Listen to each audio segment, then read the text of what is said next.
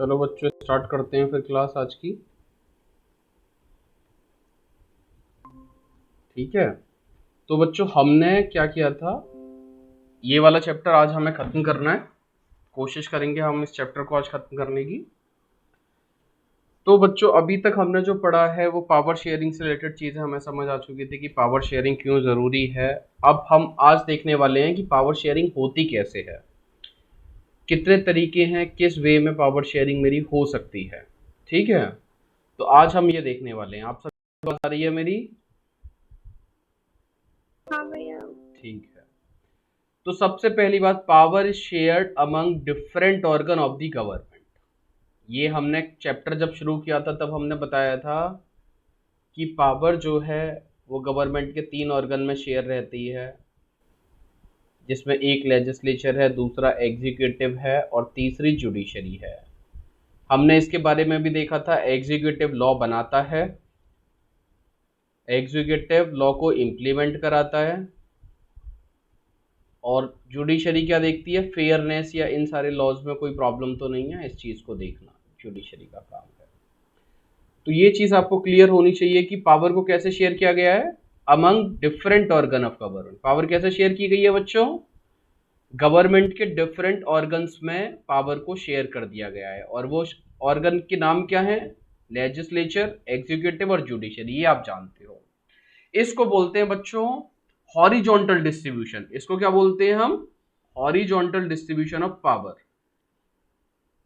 इसका क्या मतलब है हॉरिजॉन्टल डिस्ट्रीब्यूशन ऑफ पावर? इसका मतलब ये है कि आप इस चीज को समझो, ये पूरी गवर्नमेंट है मान लो। तो गवर्नमेंट की पावर को क्या किया ना बच्चों, मैंने ना इसको 3 पार्ट में ऐसे डिवाइड कर दिया। यहां पे मैंने लेजिस्लेचर लिख दिया, यहाँ पे मैंने एग्जीक्यूटिव लिख दिया, और यहाँ पे मैंने जुडिशरी लिख दिया। तो ये क्या है, देखो ये हॉरिजॉन्टली डिवाइड हो रही है ना बच्चों पावर। ये पावर कैसे डिवाइड हो रही है? हॉरिजॉन्टली डिवाइड हो रही है, तो इसे हॉरिजॉन्टल डिस्ट्रीब्यूशन बोलते हैं। अगर इस तरह से डिवाइड हो रही होती पावर, जैसे कुछ पावर सेंटर को दे दी, कुछ स्टेट्स को दे दी, तो ये वर्टिकल डिवीजन होता है। ये वाला डिवीजन क्या होता है बच्चों? Vertical division. चलो आगे देखते हैं। तो इसको हॉरिजॉन्टल डिस्ट्रीब्यूशन ऑफ पावर बोलते हैं because it allows different organ of government placed at same level to exercise different power. इसमें जो पावर का डिवीजन होता है उसमें सेम लेवल पे जो ऑर्गन रहते हैं उनमें डिवाइड होती है पावर बच्चों। ये सारे सेम लेवल पर हैं, ये सारे बच्चों सेम लेवल पर। और इस वाले में देखो, इसमें लेवल डिफरेंट है, इसमें लेवल डिफरेंट थे। तो such a separation ensure that none of the organ can exercise unlimited power. हमारा ये सारा करने का मुद्दा क्या है? हमारा ये सब करने का मुद्दा बच्चों ये है कि किसी भी एक ऑर्गन के पास ऐसा ना हो कि अथाह पावर आ जाए, अनलिमिटेड पावर आ जाए। अगर अनलिमिटेड पावर आ जाएगी तो क्या होगा बच्चों? करप्ट, वो करप्ट हो जाएंगे। एक फेमस कोट है, पावर का अब्यूज होगा। यस, पावर का अब्यूज होगा। एक एक ना ऐसे कहावत है, सेइंग है कि पावर करप्ट्स। पावर ना करप्ट करती है, और एब्सोल्यूट पावर करप्ट एब्सोल्यूटली। यानी कि अगर एब्सोल्यूट पावर आ जाएगी तो वो तो पूरा एकदम खराबी कर देगी सारा करप्शन करके। क्योंकि किसी एक बंदे के पास पावर आ जाती है तो हमने देखा है वो उस पावर को क्या करेगा बच्चों? मिसयूज करेगा। तो इसीलिए क्या करना जरूरी रहता है, हमें चेक्स एंड बैलेंस लगाने होते हैं। क्या लगाने होते हैं बच्चों? Checks and balance. और उन चेक्स और बैलेंस के लिए क्या किया है हमने? पावर को डिवाइड कर दिया है। सेम लेवल पे डिवाइड कर रहे हैं तो ये हॉरिजॉन्टल डिस्ट्रीब्यूशन ऑफ पावर है। सेम लेवल पे डिवाइड कर रहे हैं तो ये हॉरिजॉन्टल डिस्ट्रीब्यूशन ऑफ पावर है। तो इससे क्या हो जाता है बच्चों? चेक्स एंड बैलेंस का सिस्टम शुरू हो जाता है। यानी कि कोई भी अगर अपनी पावर को अनलिमिटेड यूज करने की कोशिश करेगा तो दूसरा ऑर्गन उसको रोक देगा। तो यहां से इस तरह से क्या हो जाते हैं बच्चों? चेक्स एंड बैलेंस वाला सिस्टम स्टेब्लिश हो जाता है। This result in balance of power. और चेक्स और बैलेंस रहेंगे तो क्या रहेगा? बैलेंस रहेगा। तो देखो यानी चेक्स और बैलेंस इसने 2 जगह लिखा है, हमने एक ही बार में बता दिया आपको। तो each organ checks the other, this results in balance of power among various institution. Last year we studied that in a democracy, even though minister and government official exercise power, they are responsible to the parliament और state assemblies. हमारे system में क्या है, ministers जो है बच्चों, ministers वो power को एक्सरसाइज करते हैं और वो रिस्पॉन्सिबल होते हैं पार्लियामेंट के। वो किसके लिए रिस्पॉन्सिबल है बच्चों, पार्लियामेंट के लिए रिस्पॉन्सिबल हैं। और अगर स्टेट में बात कर रहे हैं तो स्टेट असेंबली के लिए रिस्पॉन्सिबल है। तो यहाँ पे ये एग्जांपल दिया गया है कि कैसे एग्जीक्यूटिव, मतलब अगर मैं ब्रॉडर सेंस में बताऊं तो मिनिस्टर किसका पार्ट है, एग्जीक्यूटिव का।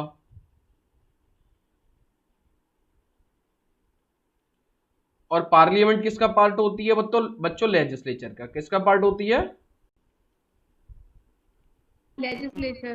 तो एग्जीक्यूटिव रिस्पॉन्सिबल है लेजिस्लेचर के लिए। अगर एग्जीक्यूटिव सही काम नहीं करेगा तो लेजिस्लेचर एग्जीक्यूटिव को हटा देगी। तो similarly, although judges are appointed by executive, they can check the functioning of executive or law made by the legislature. जजेस को हम बोल रहे हैं जुडिशरी। जुडिशरी वाला ऑर्गन जो है बच्चों वो क्या करता है, वो जो एग्जीक्यूटिव है उसके फंक्शन को भी चेक करेगा और जो लॉ लेजिस्लेचर बना रहा है उसके लॉज को भी चेक करेगा। तो इस अरेंजमेंट से कैसा सिस्टम स्टेब्लिश हो जाता है बच्चों, चेक्स एंड बैलेंस का। कैसा सिस्टम स्टेब्लिश हो जाता है, checks and balance. Checks and balance का सिस्टम होने की वजह से कोई भी अपनी पावर का दुरुपयोग या मिसयूज या आर्बिट्रेरी यूज नहीं कर पाएगा। तो हमने क्या किया, पहली बार में कैसे हमने पावर शेयर की, हमने पावर शेयर कर दी बच्चों हॉरिजॉन्टल डिस्ट्रीब्यूशन ऑफ पावर। हमने क्या किया, horizontal distribution of power between the different organ of government. Different organ of government का हमने हॉरिजॉन्टल डिस्ट्रीब्यूशन ऑफ पावर कर दिया। फायदा क्या हुआ, it ensures checks and balance. It ensures checks and balance. Example दो, legislature can remove executive at the same and similarly judiciary checks the action of executive as well as legislature. आप इस तरह से अपने वर्ड्स में लिख सकते हो। तो हॉरिजॉन्टल डिस्ट्रीब्यूशन बच्चों आपको समझ आया। अब आते हैं हम वर्टिकल डिस्ट्रीब्यूशन। अब अगला क्या देखते हैं बच्चों, among government at different level. Different level पे गवर्नमेंट हमने बना दी है। जैसे कि मान लो सेंटर पे गवर्नमेंट बनाई, फिर उसके नीचे स्टेट पे बनाई, फिर उसके नीचे लोकल लेवल पे बनाई। तो ये क्या है बच्चों, ये डिफरेंट लेवल ऑफ गवर्नमेंट हो गए, सेंटर, स्टेट और लोकल लेवल। और मैंने क्या लिख दिया बच्चों, लोकल लेवल। इस तरह से डिवीजन कर दिया। तो इसे क्या बोलते हैं हम, sharing of power among different level. Different level में हम पावर को शेयर कर रहे हैं। तो एक general government of the entire country and government at the province और रीजनल लेवल। क्या करेंगे हम, जो हम कंट्री लेवल पर और प्रोविंस या रीजनल या स्टेट लेवल पे बांट देंगे। गवर्नमेंट को क्या करेंगे कि कंट्री लेवल पे कुछ काम होगा और स्टेट लेवल या रीजनल लेवल या प्रोविंस लेवल पे कुछ काम होगा। प्रोविंस कनाडा के केस में यूज करते हैं वर्ड, हमारे केस में स्टेट हम यूज करते हैं वर्ड। और रीजनल लेवल तो कोई भी रीजन के लिए जनरल टर्म आप यूज कर सकते हो। General government for the entire country is called federal government. ये फेडरल गवर्नमेंट वाली जो पार्ट है ये यूएसए और आपका कनाडा उसके सेंस में बात कर रहे हैं। हमारे केस में बोलते हैं इसको यूनियन गवर्नमेंट। हमारे केस में, इंडिया के केस में क्या बोलते हैं बच्चों, इसे यूनियन गवर्नमेंट या फिर सेंट्रल गवर्नमेंट, या फिर क्या बोलते हैं इसको, सेंट्रल गवर्नमेंट। यूनियन गवर्नमेंट या फिर सेंट्रल गवर्नमेंट। तो क्या हो रहा है बच्चों, यहाँ पे सेंटर, स्टेट और लोकल लेवल में मैंने गवर्नमेंट को डिस्ट्रीब्यूट कर दिया है, शेयर कर दिया है पावर। तो इससे क्या होगा, मेरा वर्टिकल डिस्ट्रीब्यूशन होगा। क्या होगा बच्चों इसमें, वर्टिकल डिस्ट्रीब्यूशन। सच है, general government for the entire country के लिए जो गवर्नमेंट होगी उसको फेडरल गवर्नमेंट बोलेंगे, या यूनियन गवर्नमेंट हमारे इंडिया के केस में, या सेंट्रल गवर्नमेंट।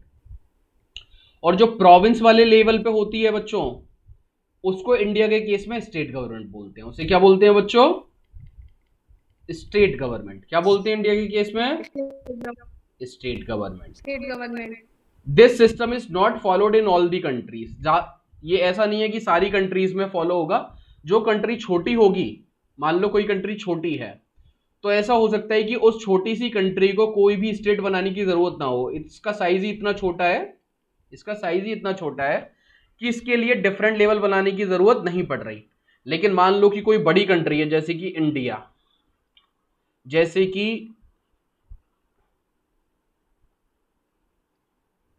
कि अमेरिका, जैसे कि बच्चों अमेरिका, तो उस केस में क्या होगा, मुझे एक से ज्यादा लेवल रखने पड़ेंगे। पूरे कंट्री के लिए मुझे जो गवर्नमेंट बनानी है उसके लिए कुछ सब्जेक्ट्स लेंगे कि आप इस सब्जेक्ट पे काम कीजिए। तो उन सब्जेक्ट को बोलते हैं बच्चों हम, बाद में आप पढ़ोगे 7th शेड्यूल, इंडियन कॉन्स्टिट्यूशन जब आप पढ़ोगे वहां पे जाके आप देखोगे कि हमारे जिस भी चीज पर लॉ बन सकता है उसको 3 पार्ट में बांट दिया गया है, यूनियन लिस्ट, स्टेट लिस्ट और कॉन्करेंट लिस्ट। मुझे नहीं पता कि आपने ये पढ़ा या नहीं पढ़ा 9th क्लास में, अभी ये सब्जेक्ट शायद नहीं पढ़ा होगा आपने। तो क्या होगा, यूनियन वाले पे कौन लॉ बनाएगा बच्चों, सिर्फ यूनियन गवर्नमेंट, और स्टेट वाले सब्जेक्ट पे कौन लॉ बनाएगा, स्टेट गवर्नमेंट। अब ये वाली चीज ना मैं आपको एग्जांपल से बताता हूं, आप एग्जांपल से समझ पाओगे। यूनियन लिस्ट का एक पार्ट है कंट्री का डिफेंस, कंट्री का डिफेंस। तो कंट्री के डिफेंस के लिए क्या है, हमें बॉर्डर को सुरक्षित रखना है। बॉर्डर को सुरक्षित रखने के लिए हमने Indian army, Indian navy, Indian air force, ये सारी चीजें हैं हमारी। तो ये क्या है बच्चों, ये सेंटर का पार्ट है और ये डिसाइड करेगा सेंटर कि किसको कहां पे रखना है, कैसे मेरे को फोर्स रखनी है कहीं पर। क्या आपने इंडियन आर्मी के किसी बंदे को आपने स्ट्रीट पे पहरा देते हुए देखा है, या इंडियन नेवी का कोई बंदा आया या एयरफोर्स का बंदा आया और वो स्टेट में आके कुछ काम कर रहा है, क्या आपने कभी ऐसा देखा है? नहीं देखा होगा। उसका रीजन ये है क्योंकि सेंटर के लिए जो कानून बनना है, सेंटर के लिए जो लॉ बन रहा है, या सेंटर के लिए जो एग्जीक्यूटिव वाला पार्ट है, वो सेंट्रल सब्जेक्ट के अकॉर्डिंग होगा, सेंट्रल लिस्ट के अकॉर्डिंग होगा। आपने अपने घर पे कानून व्यवस्था को बनाए रखने के लिए, लॉ एंड ऑर्डर को बनाए रखने के लिए आपके स्टेट में क्या होता है बच्चों, पुलिस। क्या होती है, पुलिस। तो पुलिस जो है बच्चों वो स्टेट गवर्नमेंट का काम है। लॉ एंड ऑर्डर को मेंटेन करना किसका काम है, स्टेट गवर्नमेंट का। तो आपने क्या कभी उत्तर प्रदेश स्टेट में आंध्र प्रदेश की पुलिस को काम करते हुए देखा है, या फिर दिल्ली की पुलिस आके काम कर रही है? हाँ, नहीं। आप उत्तर प्रदेश में उत्तर प्रदेश पुलिस देखोगे, दिल्ली आ जाओगे तो दिल्ली की पुलिस देखोगे। क्यों ऐसा हो रहा है, क्योंकि ये जो सब्जेक्ट है ये स्टेट का पार्ट है। लॉ एंड ऑर्डर किसका पार्ट था, स्टेट का। तो आप समझ में आ रहे हो, कुछ लिस्ट में कुछ मैंने चीजें लिख दी, लिस्ट कुछ नहीं है, एक टेबल बनी हुई है, उसमें मैंने कुछ चीजें लिख दी हैं कि भाई इन चीजों पे मेरा यूनियन लॉ बनाएगा, और इन लॉ, अगर यूनियन लॉ बनाएगा तो इन पे कार्यवाही इंप्लीमेंट कराने वाला कार्य यूनियन का होगा। इस वाली लिस्ट पे स्टेट लॉ बनाएगा और इस पे काम कराने वाला काम किसका होगा, स्टेट गवर्नमेंट का होगा। आप समझ, ये वाली चीज आपको समझ आई? तो ये है बच्चों वर्टिकल डिस्ट्रीब्यूशन ऑफ पावर। ये क्या है बच्चों, वर्टिकल डिस्ट्रीब्यूशन ऑफ पावर या sharing of power among different level या between different level of government. हमने क्या किया, गवर्नमेंट के लेवल बना दिए, एक लेवल, दूसरा लेवल, तीसरा लेवल, ये सेंट्रल लेवल, ये यूनियन लेवल, और ये गांव वाला लेवल या सिटी वाला लेवल। इतनी बात समझ आई बच्चों? तो there are many countries where there are no province और state government, but in those country like our where there are different level of government, the constitution clearly lay down the power of different level of the government. इसमें कहने का मतलब क्या है, इसमें ये बोल रहे हैं कि डिफरेंट लेवल ऑफ गवर्नमेंट रहेंगी ना, तो वो कॉन्स्टिट्यूशन में क्लियरली मेंशन होगा कि भाई देखो हमारी स्टेट गवर्नमेंट होगी, सेंट्रल गवर्नमेंट होगी। फिर आपको एग्जांपल दे रहे हैं, बेल्जियम ने पावर को शेयर किया था डिफरेंट लेवल में, सेंट्रल लेवल पे और स्टेट लेवल पे हम पावर का शेयरिंग। लेकिन श्रीलंका ने ऑटोनॉमी नहीं दी थी, पार्टी बनने के बाद उसने डिमांड की थी बच्चों या नहीं की थी? लेकिन उसके साथ तमिलियंस के साथ पावर शेयर नहीं की गई थी। तो this is called federal division of power. ये फेडरल डिवीजन ऑफ पावर क्या है, आप सेंटर और स्टेट के बीच में पावर का डिवीजन कर रहे हो। फिर इसी तरह से प्रिंसिपल को आप फर्दर कर सकते हो। Same principle can be extended to the level of government lower than the state government, क्योंकि हमने अपने केस में देखा हुआ है लोकल गवर्नमेंट जिसे हम बोलते हैं पंचायत या म्युनिसिपैलिटीज, पंचायत या म्युनिसिपैलिटी। बात समझ आ रही है बच्चों, ये लेवल समझ आ रहे हैं आपको? Let us call division of power involving higher and lower level of government vertical division of power. तो आपने दो तरह से चीजें देखी, क्या? एक हॉरिजॉन्टल डिवीजन ऑफ पावर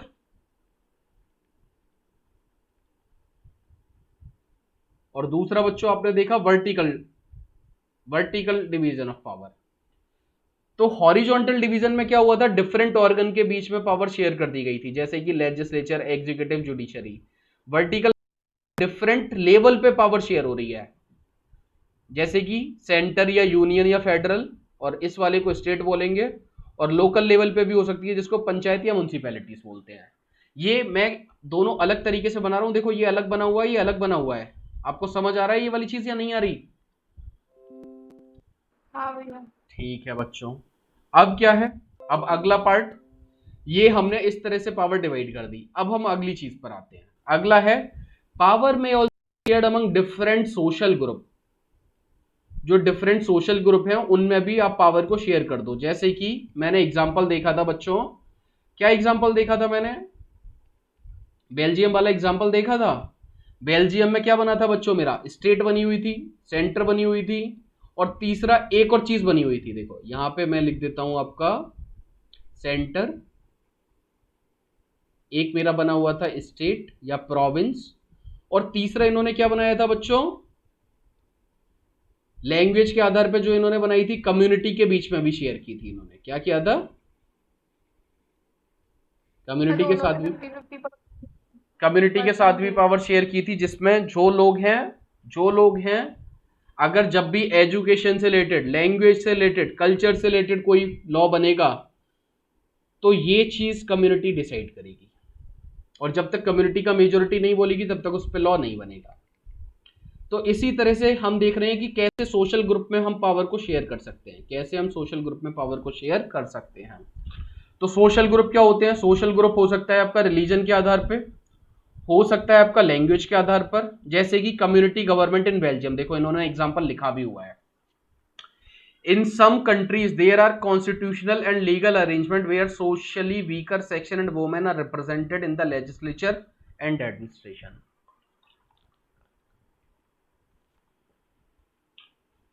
अब देखो क्या है बच्चों,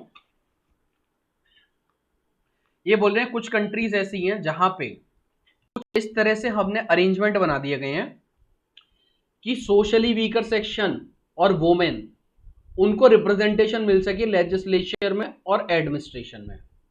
आप ये वाली चीज हमेशा ध्यान रखना कि जो वीकर सेक्शन होते हैं उनको प्रोटेक्शन की बहुत ज्यादा जरूरत होती है। वीकर सेक्शन को प्रोटेक्शन की जरूरत होती है। वीकर सेक्शन क्योंकि कम होते हैं, कम लोग रहेंगे, तो फिर वो लेजिस्लेचर या एग्जीक्यूटिव या एडमिनिस्ट्रेशन का पार्ट कम बन पाएंगे। तो इसके लिए गवर्नमेंट को कुछ अरेंजमेंट करने होते हैं ताकि उनका भी से गवर्नमेंट में हो सके, ताकि उनका भी बच्चों क्या हो सके? इक्वल सेइंग उनकी गवर्नमेंट में हो सके, उनकी भी इक्वल सेइंग। जो कंट्री के लिए जो गवर्नेंस है, गवर्नेंस कौन करेगा? गवर्नमेंट। तो गवर्नमेंट में उनकी भी बात रखने का उनको मौका मिले। तो यहां पे देखो इस तरह की चीज कैसे हो रही है? कम्युनिटी गवर्नमेंट की हेल्प से। कैसे हो रही है बच्चों? कम्युनिटी गवर्नमेंट की हेल्प से। क्या इंडिया में कोई कम्युनिटी गवर्नमेंट है? The answer is no. तो इंडिया में किस तरह का सिस्टम है बच्चों? इंडिया में इसके लिए एक स्पेसिफिक सिस्टम है जिसे बोला जाता है रिजर्वेशन, जिसे हम क्या बोलते हैं? रिजर्वेशन। रिजर्वेशन में क्या है? जो भी कंट्री में वीकर सेक्शन है, कौन है बच्चों? वीकर सेक्शन, उनके लिए कुछ लेजिस्लेचर में सीटें रिजर्व कर दी गई हैं, उनके लिए लेजिस्लेचर में सीटें रिजर्व कर दी गई हैं, और इन सीटों पे सिर्फ यही वीकर सेक्शन से लोग आ सकते हैं। और ये वीकर सेक्शन कैसे हैं उसका भी ये बताया गया है।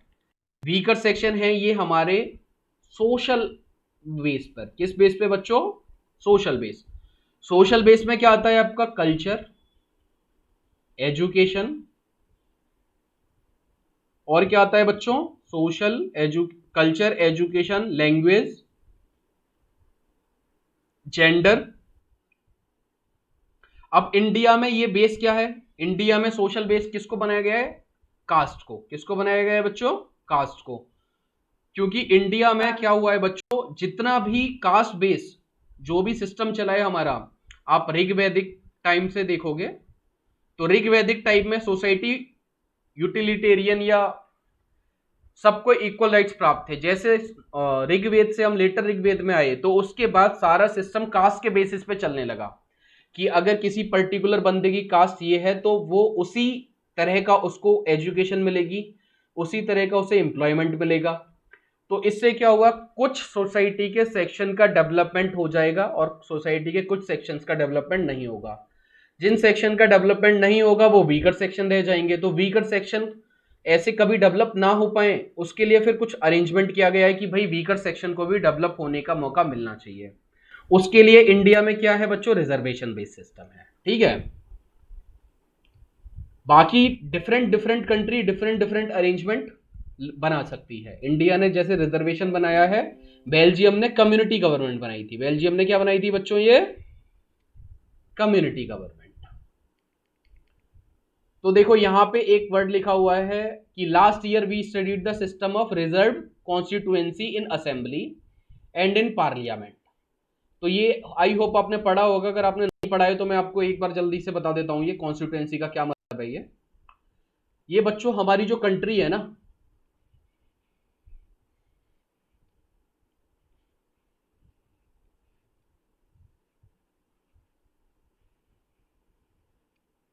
इस कंट्री को बच्चों पॉपुलेशन के आधार पे, किसके आधार पे? पॉपुलेशन के आधार पे, on the basis of population इसको छोटे छोटे ज्योग्राफिकल पार्ट में बांट दिया गया है। इसको छोटे छोटे ज्योग्राफिकल पार्ट में बांट दिया गया है। ये तो देखो मैंने इक्वल बनाए हैं, ये साइज इक्वल के नहीं है। ठीक है, कोई छोटा है कोई बड़ा है। तो पूरी कंट्री को बच्चों इस तरह के 543, कितने? 543 पार्ट्स में बांट दिया गया है। 543 पार्ट्स में बांट दिया गया है जिनको हम कॉन्स्टिट्यूएंसी बोलते हैं। क्या बोलते हैं इनको हम? कॉन्स्टिट्यूएंसी। ये 543 क्या बताता है? ये लोकसभा में सीट्स को बताता है जो बंदे इलेक्ट होके आएंगे। कौन सी सीट्स को बताता है? जो बंदे इलेक्ट होके आएंगे। तो हर कॉन्स्टिट्यूएंसी से कितने बंदे इलेक्ट होके आएंगे लोकसभा में? 1। ये बात समझ में आई? तो इन 543 कॉन्स्टिट्यूएंसी में से कुछ कॉन्स्टिट्यूएंसीज आपकी शेड्यूल्ड कास्ट और शेड्यूल्ड ट्राइब के लिए रिजर्व कर दी गई है। शेड्यूल्ड कास्ट और शेड्यूल्ड ट्राइब के लिए रिजर्व कर दी गई है। यानी कि इन सीटों पर, इन कॉन्स्टिट्यूएंसी पे जो बंदा खड़ा हो सकता है वोट के लिए, वो एससी के लिए अगर रिजर्व है तो एससी से होना चाहिए, और एसटी के लिए अगर रिजर्व है तो बच्चों वो बंदा एसटी से होना चाहिए। ऐसा क्यों किया गया है? ताकि एससी और एसटी का भी कंट्री में पूरा रिप्रेजेंटेशन उनको मिल सके। क्योंकि ये कौन है बच्चों? ये वीकर सेक्शन है। एक वीकर सेक्शन और है बच्चों जिसे हम बोलते हैं वोमेन। इंडिया के केस में रिप्रेजेंटेशन भी बहुत कम है। इंडिया के केस में वोमेन का रिप्रेजेंटेशन भी बहुत कम है। तो इसके लिए डिमांड आती है कि भाई आप जो है लोकसभा में वोमेन के लिए, या लोकसभा नहीं पूरा पार्लियामेंट बोलते हैं, पार्लियामेंट में वोमेन के लिए 33% रिजर्वेशन कीजिए। 33% रिजर्वेशन कीजिए। देखो बच्चों, किसी भी कंट्री का डेवलपमेंट कब होता है? हमारी जो पॉपुलेशन है उसमें कौन कौन लोग हैं? मेल फीमेल, यानी मैन वुमेन। अगर वुमेन अपने कंट्री के डेवलपमेंट में आगे नहीं आएंगी तो उस कंट्री का डेवलपमेंट कभी भी कंप्लीट डेवलपमेंट नहीं हो सकता। हमारे लोकसभा में, अभी की लोकसभा में आप देखना कितने फीमेल मेंबर हैं। तो आप कभी ये सोचना क्या वुमेन को रिजर्वेशन हमें देना चाहिए पार्लियामेंट में या नहीं, इस चीज के बारे में आप सोचना कैसे है? हमें हमेशा सोचना है अपने लॉजिक्स के आधार पे। आपको अगर ऐसे लॉजिक्स देने हैं तो आप ऐसे दे सकते हो कि वुमेन का रिप्रेजेंटेशन अगर बढ़ेगा तो वुमेन से रिलेटेड काफी इश्यूज होते हैं जिन पर गवर्नेंस अच्छी हो सकेगी। इस तरह से आप सोचना। फिर आप इसके फ्लॉज बताना कि फ्लॉज क्या हैं। जैसे गांव में बच्चों, जो गांव वाले इलेक्शन होते हैं उनमें फीमेल का कुछ सीटें रिजर्व होती हैं। तो लोग क्या करते हैं, अपनी वाइफ को या अपनी सिस्टर को इलेक्शन के लिए नॉमिनेट कर देते हैं। फिर क्या होगा, बड़ा पोस्टर लगाएंगे, उस बड़े पोस्टर में उस फीमेल का फोटो होगा और बड़ा फोटो होगा मेल का, और फाइनली अगर वो इलेक्ट होके आ जाएगी तो सारे डिसीजन फिर भी कौन लेगा बंदो, वो ये बच्चों, मेल ही लेगा उस फीमेल के आधार पे। तो मैंने फीमेल रिप्रेजेंटेशन को बढ़ाने के लिए कुछ किया, लेकिन क्या वो उसका सही तरीका वो इम्प्लीमेंट हो पाया? नहीं हो पाया। तो ये ऐसे बहुत सारी प्रॉब्लम्स होती हैं बच्चों। हमें पता है कि ये वीकर सेक्शन है, वीकर सेक्शन का हम रिप्रेजेंटेशन बढ़ाना चाहते हैं, बढ़ाने के लिए कुछ कर रहे हैं, लेकिन ऐसा हो सकता है कि वो स्टेप्स पूरी फ्रूटफुल ना हुई हो। ठीक है, लेकिन इतनी बात जरूरी है कि वीकर सेक्शन का किसी ना कोई अरेंजमेंट ऐसा होना चाहिए कि उनकी भी वॉइस बच्चों गवर्नमेंट में आ सके। ठीक है, नहीं आएगी तो दिक्कत होगी। जैसे श्रीलंका के केस में तमिलियन जो है बच्चों वो वीकर सेक्शन है, लेकिन उनकी वॉइस अगर नहीं सुनी जाएगी तो कॉन्फ्लिक्ट होता रहेगा। चलो बच्चों आगे आते हैं। This type of arrangement is meant to give space in the government and administration to diverse social group. तो इस तरह के अरेंजमेंट से क्या होता है बच्चों, जितने भी डाइवर्स सोशल ग्रुप हैं उनको भी गवर्नमेंट और एडमिनिस्ट्रेशन में स्पेस या पार्टिसिपेट करने का मौका मिल पाता है, who otherwise would feel alienated from the government. अगर उनका से गवर्नमेंट में होगा तो गवर्नमेंट ज्यादा प्रोग्रेसिव होगी, ज्यादा इंक्लूसिव होगी। वीकर सेक्शन को, यानी कि आपको पावर शेयर किसके साथ भी करनी है, वीकर सेक्शन के साथ भी आपको पावर शेयर करनी है।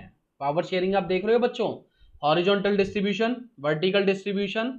अब थर्ड हम क्या देख रहे हैं, वीकर सेक्शन को भी आपको पावर डिस्ट्रीब्यूट करनी है ताकि वो एलिनिएटेड फील ना करें। तो this method is used to give minority community a fair share in the power. तो इससे क्या होता है बच्चों, माइनॉरिटी कम्युनिटी को एक फेयर शेयर मिल जाता है पावर में। और in unit 2 we shall look at various ways of accommodating social diversity. अगले चैप्टर में हम यही देखेंगे कि सोशल डाइवर्सिटीज हैं उनको आप कैसे अकोमोडेट कर सकते हो। सोशल डाइवर्सिटी है, डाइवर्सिटी मतलब क्या होता है बच्चों, भिन्नताएं। जैसे कि डाइवर्सिटी मान लो बहुत सारी लैंग्वेज, इंडिया में लैंग्वेज के आधार पे कितनी डाइवर्सिटी आप देखो, लगभग 2-3 हजार लैंग्वेज बोली जाती है इंडिया में। लैंग्वेज मैंने ज्यादा बोल दिया होगा, लैंग्वेज के जो वर्जन है वो 2-3 हजार बोली जाती हैं। तो देखो इंडिया कितनी डाइवर्स कंट्री है। तो बच्चों आपने 3 चीजें देखी, पहला पावर को हॉरिजॉन्टली डिस्ट्रीब्यूट करना है, दूसरा वर्टिकली डिस्ट्रीब्यूट करना है, तीसरा वीकर सेक्शन से भी डिस्ट्रीब्यूट करना है। आपको क्या करना है बच्चों, पावर को वीकर सेक्शन से भी डिस्ट्रीब्यूट करना है। चौथा क्या है बच्चों, power sharing arrangement can also be seen in way of political party, pressure group and movement control और influence their those in power. अब देखो बच्चों ये क्या चीज है, इसको समझने के लिए ना आपको थोड़ा सा ध्यान देना होगा। देखो आप मुझे एक चीज बताओ, आपने कई बार ऐसे कभी सुना है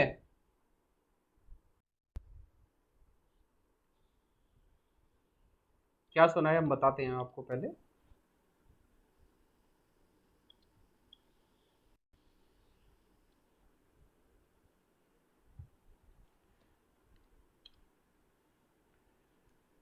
जैसे कि मैं आपको प्रेशर ग्रुप के बारे में बता रहा हूं, पॉलिटिकल पार्टी क्या होती है, पहले पॉलिटिकल पार्टी के बारे में देख लेते हैं। ये बच्चों पॉलिटिकल पार्टी क्या है, ये गवर्नेंस में या गवर्नमेंट बनाने में डायरेक्ट पार्ट प्ले करेगी। क्या करेगी बच्चों, ये डायरेक्ट पार्ट प्ले करेगी। मतलब ये इलेक्शन लड़ेगी। पॉलिटिकल पार्टी क्या होगा बच्चों, इलेक्शंस लड़ेंगी। इलेक्शन लड़ने के बाद जो लोगों की डिमांड है उसके आधार पे पॉलिसी बनाएंगी, और पॉलिसी बनाने के बाद बच्चों उनको इंप्लीमेंट कराएगी। पॉलिटिकल पार्टी बात आपको समझ आई बच्चों, ठीक है। अब बात करते हैं प्रेशर ग्रुप की। अब बात करते हैं बच्चों प्रेशर ग्रुप क्या है। ये प्रेशर ग्रुप क्या है, अपनी बात मनवाना। प्रेशर ग्रुप क्या है बच्चों, आप अपनी बात मनवा रहे हो, आप मनवा लेना। आप कंट्री में डायरेक्ट पार्ट, आप क्या है गवर्नेंस में डायरेक्ट पार्ट प्ले नहीं करोगे, आप गवर्नेंस में डायरेक्ट पार्ट प्ले नहीं करोगे, लेकिन आप गवर्नमेंट से उम्मीद करोगे कि गवर्नमेंट ये काम करे, और वैसा करने के लिए गवर्नमेंट को आप प्रेरित करोगे, फोर्स करोगे। तो प्रेशर ग्रुप क्या है? इलेक्शन बच्चों नहीं लड़ेंगे, इलेक्शन नहीं लड़ेंगे, लेकिन क्या करेंगे? ये इनडायरेक्ट वे में। कैसे बच्चों?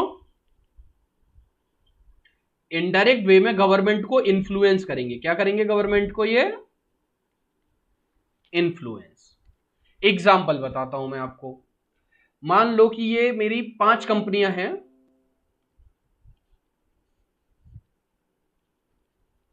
ये फिक्की को छोड़ो, आप बस ये मान लो कि आपके ना 10-12 कंपनियों का एक ग्रुप है। क्या है बच्चों? आपके एक 10-12 कंपनी का एक ग्रुप है, और ये ग्रुप ये देखता है कि अगर बिजली के कनेक्शन आसानी से मिले, अगर रोड वगैरह में ट्रांसपोर्टेशन आसानी से हो, यानी कि माल को अगर वो बना के भेजना चाहते हैं तो उनके माल को एक स्टेट से दूसरी स्टेट पहुंचने में कम से कम टाइम लगे, यानी कि क्लियरेंस, गवर्नमेंट का क्लियरेंस टाइम कम हो। फिर जो उनके यहाँ पे लोग काम कर रहे हैं, तो उनको काम करने में जो भी अलाउंस मिल रहे हैं, पैसे मिल रहे हैं, वो एक सफिशिएंट अमाउंट में पैसे होने चाहिए। तो इन सारी चीजों के लिए सरकार पे दबाव बनाए कि आप ऐसा कानून बनाइए, आप एक ऐसा कानून बनाइए जिससे कि गुड्स का, माल का आवागमन आसानी से हो जाए, गुड्स का मूवमेंट आसानी से हो जाए।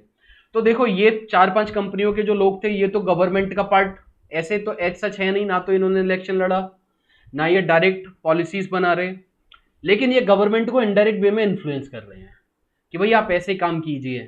ठीक है? और क्या है बच्चों इसका एग्जाम्पल? और क्या सोच सकते हैं हम प्रेशर ग्रुप का एग्जाम्पल? एनजीओ। क्या होती हैं बच्चों? एनजीओ। एक मान लो एनजीओ है, एनजीओ ने काम किया है कि क्राइम रेट इतना चल रहा है। एनजीओ किस पे काम कर रही है? क्राइम रेट बता रही है कि आपके स्टेट में क्राइम रेट इतना है। तो सरकार के पास जब वो बात जाएगी तो एनजीओ बोलेगी नहीं नहीं, आप इसको ऐसा कीजिए, अच्छे से कीजिए, अच्छे से कीजिए, आपके स्टेट में क्राइम बढ़ रहा है। एग्जाम्पल बताता हूं। और पेटा, पेटा एक ऑर्गेनाइजेशन है बच्चों जो एनिमल राइट को ध्यान में रखती है। किसको? एनिमल्स राइट को। तो ये सरकार पे दबाव डालेगी कि आप इस तरह से अपनी पॉलिसी बनाइए कि एनिमल्स का जो है वेलफेयर हो, एनिमल पे किसी भी तरीके की एट्रोसिटी ना हो, एनिमल पे किसी भी तरीके की बच्चों क्या ना हो, हानि ना हो एनिमल्स को। तो ये प्रेशर ग्रुप है। ये क्या है बच्चों? Pressure group. अच्छा, अब है मूवमेंट। मूवमेंट क्या होता है? मूवमेंट होता है किसी कॉज को लेके लोगों का पास साथ में जुड़ जाना, किसी कॉज को लेके लोगों का साथ में जुड़ जाना। किसी एक मूवमेंट का आप नाम बता सकते हो? कोई भी एक मूवमेंट जो आपने कभी सुना हो?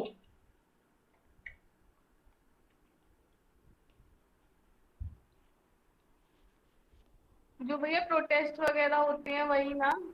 हाँ, प्रोटेस्ट भी हो सकते हैं, सरकार से कुछ मांग भी हो सकती है। अमृतसरी मूवमेंट। क्या था अमृतसरी मूवमेंट में बेटा?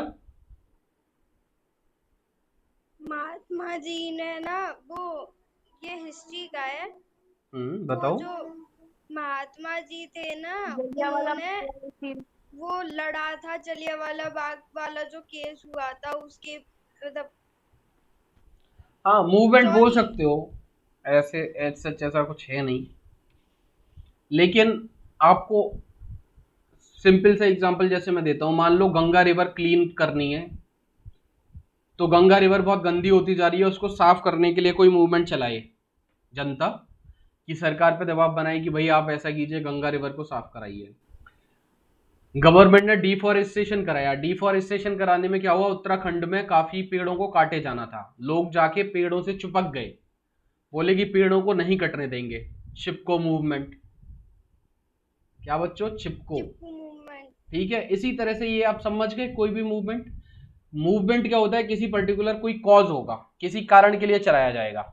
अब जैसे हाल फिलहाल का एग्जांपल देखें तो सरकार ने क्या किया है? फार्मर एक्ट बनाया। एक फार्मर एक्ट में उसने 3 लॉ बनाए हैं। अब उन 3 लॉ के खिलाफ बच्चों किसानों का कुछ आंदोलन चल रहा है। तो ये फार्मर मूवमेंट चल रहा है। ये क्या चल रहा है हमारा? Farmer movement. ये बोलती है कि आप इसमें कुछ सुधार कीजिए, जो आपने कानून नियम बनाया है। तो सरकार पे क्या कर रही है ये? इन्फ्लुएंस, सरकार की पॉलिसीज को इन्फ्लुएंस कर रही है, प्रेशर बनाती है प्रेशर कि बनाते हैं। आप चीज तो ये वाली चीज जरूरी है या नहीं? ये डायरेक्ट वे में पावर शेयरिंग, देखो ऐसे शायद लग रहा होगा कि नहीं हो रही है, जरूरी है। जरूरी है, क्योंकि ऐसे कुछ गलत होगा किसी कम्युनिटी के साथ तो वो लोग अपनी वॉइस राइज कर पाएंगे और वॉइस, बिल्कुल करवा पाएंगे। बिल्कुल। तो ये क्या है बच्चों, इनके साथ पावर डायरेक्ट वे में शेयर नहीं की जा रही है, इनडायरेक्टली शेयर हो रही है ये, ठीक है। तो political party, pressure group, movement, control, influence in power. तो in a democracy the citizen must have freedom to choose among various contender for power. तो लोगों के पास फ्रीडम होनी चाहिए चूज करने की। फ्रीडम का कैसे देते हैं हम? इलेक्शन की हेल्प से। इलेक्शन प्रोवाइड कराते हैं लोगों को कि आप लोग जिसको चूज करना है आप चूज कर लो। In contemporary democracy this takes the form of competition among different party. और कैसे होगा ये? एक पॉलिटिकल पार्टी नहीं है, बहुत ज्यादा पॉलिटिकल पार्टी है। तो जो लोगों को पसंद आएगी लोग उसको वोट करेंगे।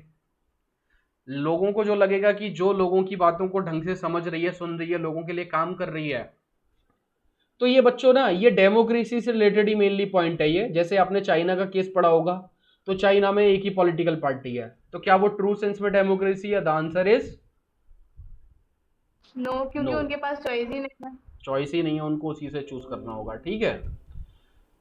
तो competition ensures power does not remain in one hand. तो दूसरा तरीका क्या है बच्चों? एक तरीका क्या है कि पावर को एक हाथ में ना रहने देने का? कंपटीशन बढ़ा दो। क्या कर दो? कंपटीशन। तो क्या होगा, अगर एक बंदा कोई ज्यादा चीज खराब करेगा तो दूसरे बंदे के पास चले जाएंगे लोग। एक पॉलिटिकल पार्टी खराब करेगी तो दूसरी पॉलिटिकल पार्टी के पास चले जाओगे। अब घर में मान लो आप चाय पत्ती पीते हो, आज चाय आपको टाटा की पसंद है, 300 रुपए किलो मान लो आ रही है, कल 300 से बढ़ के 2000 रुपए किलो हो जाए, तो टाटा की जो आप कॉम्पिटिटर पे जाओगे या 2000 रुपए किलो की चाय पीने जाओगे? टाटा का जो कॉम्पिटिटर होगा, मान लो कि रेड लेबल है, रेड लेबल पे चले जाओगे आप, 350 350 वाली चाय जो भी है। तो ये बिजनेस में अलग टर्म है कंपटीशन का, पॉलिटिकल पार्टी में भी कंपटीशन होना चाहिए। हेल्दी कंपटीशन हमेशा अच्छा होता है, हेल्दी कंपटीशन बच्चों हमेशा अच्छा होता है। और इस कंपटीशन को बनाए रखने के लिए, बरकरार रखने के लिए इलेक्शन कमीशन पॉलिटिकल पार्टी पर निगाह बनाए रखता है कि कोई ऐसा तो नहीं है कोई पॉलिटिकल पार्टी खराब कर रही है।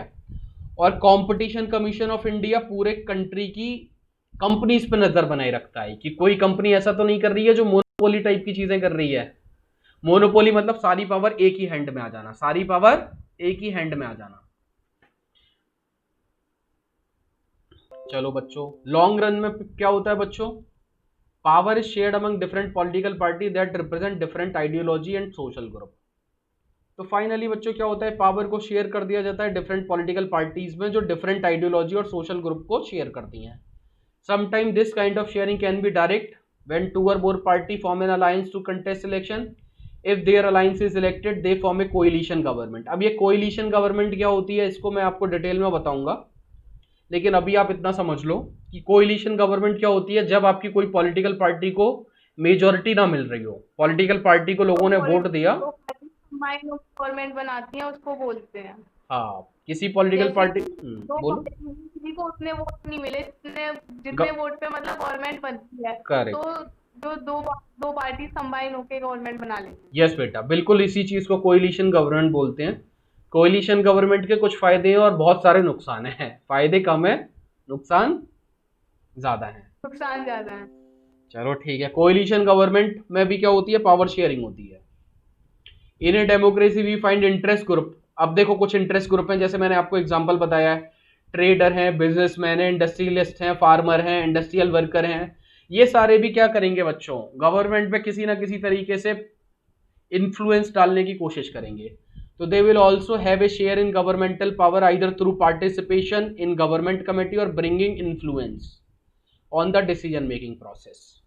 तो ये सारी चीजें क्या करेंगी बच्चों? गवर्नमेंट जो है उस पर प्रेशर डालेंगी, उसके डिसीजन को इन्फ्लुएंस करेंगी। तो in unit 3 we shall study working of political party, pressure group and social movement.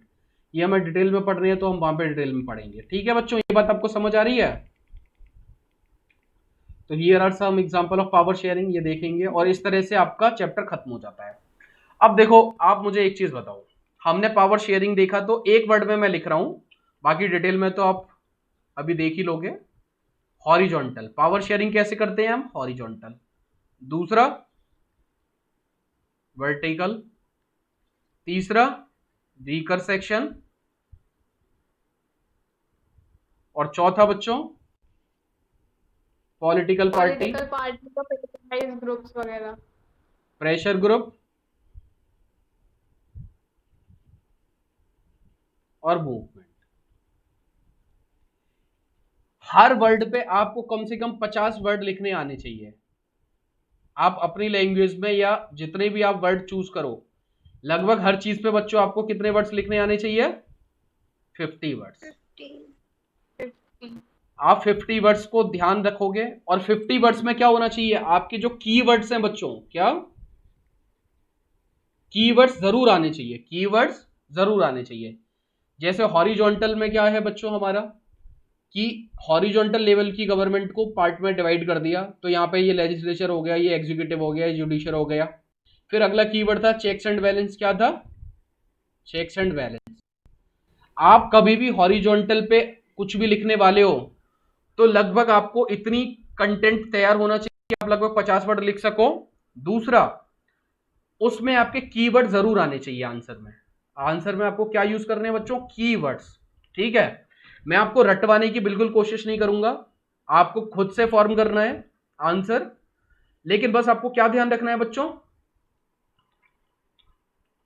Keywords डालने हैं आपको आंसर में। और इसके साथ बच्चों अगर हो सके तो एक एग्जांपल, हो सके तो एक एग्जांपल। जैसे एग्जांपल इस केस में हमने देखा था, क्या देखा था बच्चों? लेजिस्लेटिव, एग्जीक्यूटिव, जुडिशरी में एग्जीक्यूटिव की पॉलिसी को चेक करेगा लेजिस्लेचर, जुडिशरी दोनों को चेक करेगी, एग्जीक्यूटिव को भी और जुडिशरी किसको? एग्जीक्यूटिव और लेजिस्लेचर को चेक करेगी। लेकिन जुडिशरी को अपॉइंट कौन करेंगे? अपॉइंट ये दोनों मिलकर करेंगे, या एग्जीक्यूटिव अपॉइंट करेगा। तो देख रहे हो कैसे एक दूसरे को बना के रख रहे हैं ये सारी चीजें। तो बच्चों इस तरह से ना ये आपका चैप्टर खत्म होता है। मैं आपके साथ कुछ क्वेश्चन डिस्कस कर लेता हूं। आपने वो वाली स्टोरी पढ़ी थी या नहीं पढ़ी? पहले जल्दी से ये बताओ।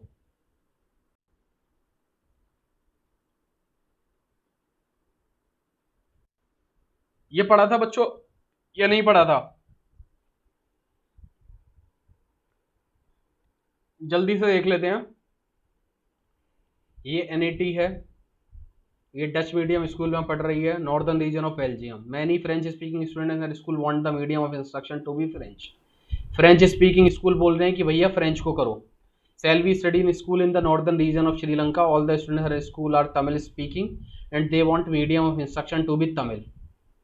If the parent of NET and Selvi want to approach respective government to realize the desire of the child, who are more likely to succeed and why? ये पूछा है कि बेल्जियम के नॉर्दर्न पार्ट में जो लोग गए हैं ये मेजॉरिटी में है, ये स्कूल में जा रहे हैं कि भाई लैंग्वेज को डच कर दो। नहीं, डच नहीं, फ्रेंच वाले जो लोग हैं, फ्रेंच वाले लोग बोल रहे हैं कि मीडियम ऑफ लैंग्वेज को फ्रेंच कर दो। तो अगर फ्रेंच मेजॉरिटी में होंगे, किस में होंगे बच्चों? तो सक्सीड हो जाएंगे। माइनॉरिटी में होंगे तो सक्सीड होने के चांस कम है। यहाँ पे तमिल स्पीकिंग लोग जा रहे हैं, बोल रहे हैं कि मीडियम को अब तमिल कर दो। तो तमिल हमारे क्या है? माइनॉरिटी में है, तो ये तो सक्सेसफुल नहीं होंगे। क्यों? बता दोगे? मेजॉरिटी और माइनॉरिटी की वजह से। अब खलील डिलेमा देख लो क्या है ये। As usual Vikram bar driving the motor bike under a vow of silence and Betal was on pillion rider. ये तो विक्रम और बेताल का मॉडर्न वर्जन कर दिया है। As usual Betal start telling Vikram a story to keep him awake while driving. This time the story went as follows. तो आपको बोल रहे हैं कि ये स्टोरी, ये बच्चों ये ना आप स्टोरी पढ़ के खुद पढ़ लेना, इसमें कुछ है नहीं। जितना हमने पढ़ाया है ना उससे आप आंसर कर दोगे जो भी क्वेश्चन पूछा जाएगा। ठीक है। अब कुछ एग्जांपल पावर शेयरिंग के जल्दी से देख लेते हैं। Which of the 4 type of power sharing do the present? कौन सी पावर शेयरिंग हो रही है और कौन पावर शेयर कर रहा है, किसके साथ शेयर कर रहा है, आपको बताना है। मैं क्वेश्चन पूछूंगा। बॉम्बे हाई कोर्ट ने ऑर्डर दिया कि Maharashtra state government to immediately take action and improve living condition of 2000 odd children at 7 children home in Mumbai. इसमें बोल रहे हैं, बॉम्बे का हाईकोर्ट महाराष्ट्र स्टेट गवर्नमेंट से बोल रहे हैं कि 2000 बच्चे जो हैं, जो कि 7 चिल्ड्रन होम में पड़े हुए हैं, उनकी लिविंग कंडीशन को सुधारने के लिए आप काम कीजिए, तुरंत एक्शन लीजिए। तो बच्चों इसमें पावर का यूज हो रहा है, आप बताओ मेरे को कि किस तरह से पावर शेयर हो रही है। बॉम्बे हाई कोर्ट ने गवर्नमेंट को ऑर्डर किया। बॉम्बे हाई कोर्ट पार्ट है जुडिशरी का। कोर्ट किसका पार्ट होता है बच्चों? जुडिशरी। गवर्नमेंट बच्चों पार्ट है एग्जीक्यूटिव का। गवर्नमेंट किसका पार्ट है? इस बात से जाहिर है कि ये बच्चों की दिक्कत है। ये बच्चे क्या है बच्चों? Weaker section. ये बच्चे क्या है मेरे? अरे ना वीकर सेक्शन के लिए बहुत कुछ बताया है कि वीकर सेक्शन में ऐसा होना चाहिए, सही होता है ये वीकर सेक्शन। Weaker section.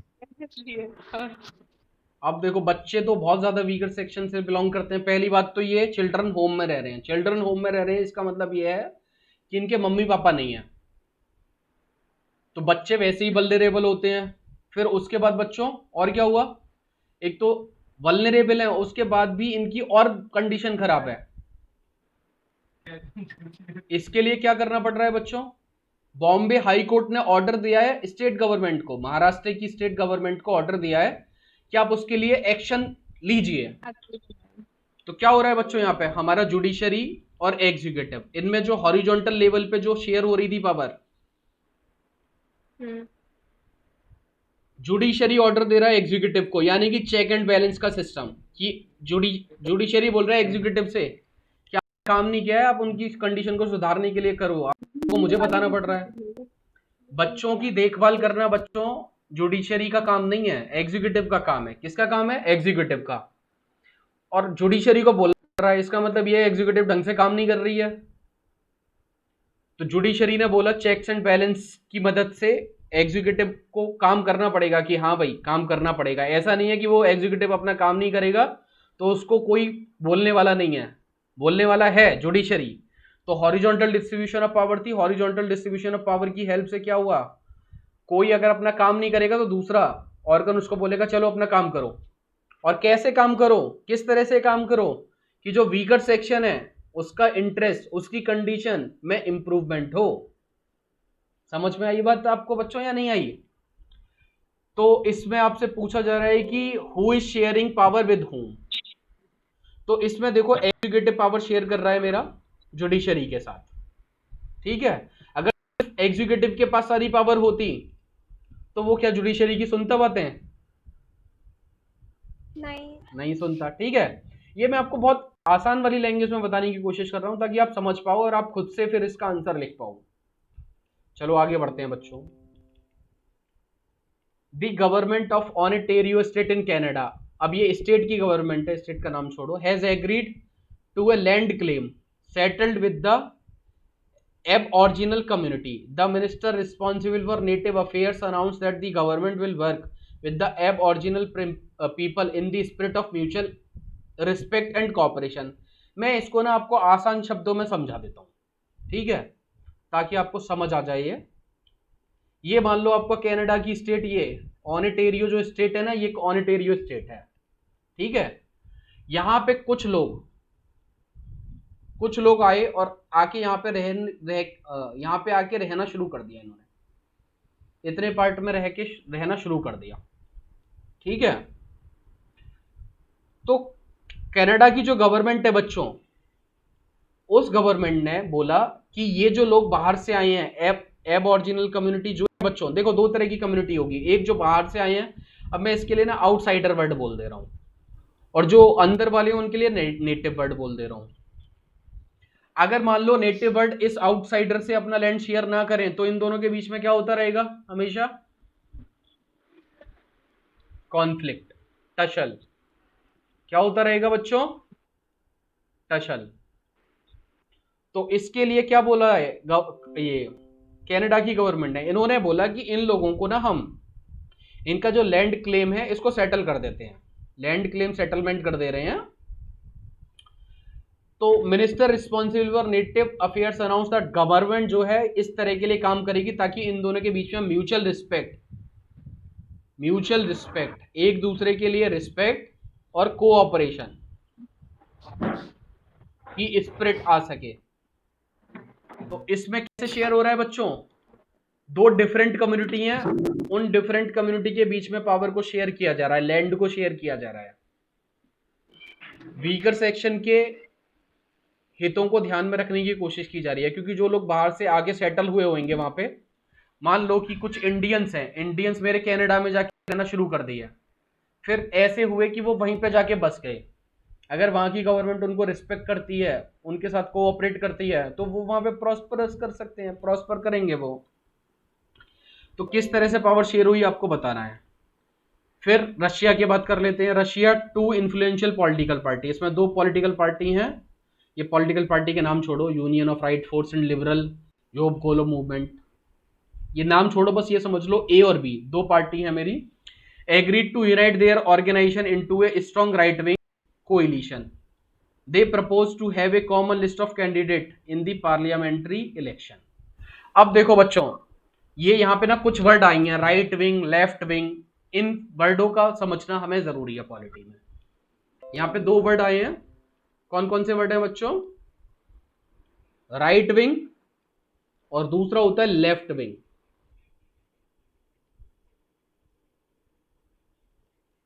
आपने कभी नाम सुना होगा पॉलिटिकल पार्टी के कॉन्टेक्स्ट में, कभी न्यूज़पेपर पढ़ने में या कहीं और। तो लेफ्ट विंग और राइट विंग में क्या होता है, इसको समझने की कोशिश करते हैं बच्चों। लेफ्ट विंग इस चीज में बिलीव करती है, लेफ्ट विंग का बिलीव क्या होता है बच्चों? वो इस धारणा पे काम करती है कि कंट्री के जो रिसोर्सेस हैं, कंट्री के जो रिसोर्सेस हैं वो कंट्री के सारे लोगों के लिए हैं, कंट्री के रिसोर्सेस हैं कंट्री के सभी लोगों के लिए हैं, और कंट्री में जो भी काम करेगा उसके काम का जो फल होगा वो कोशिश की जाएगी कि सभी में बांटा जाए।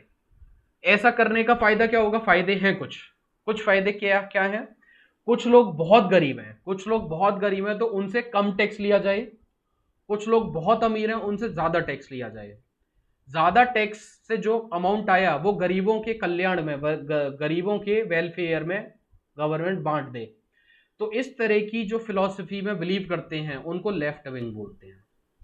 उनको क्या बोलते हैं बच्चों? Left wing.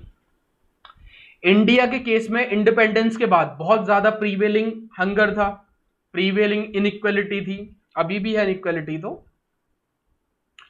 तो गवर्नमेंट ने स्टार्टिंग में जो पॉलिसीज फॉलो की थी वो लेफ्ट विंग वाली पॉलिसीज को फॉलो किया गया था।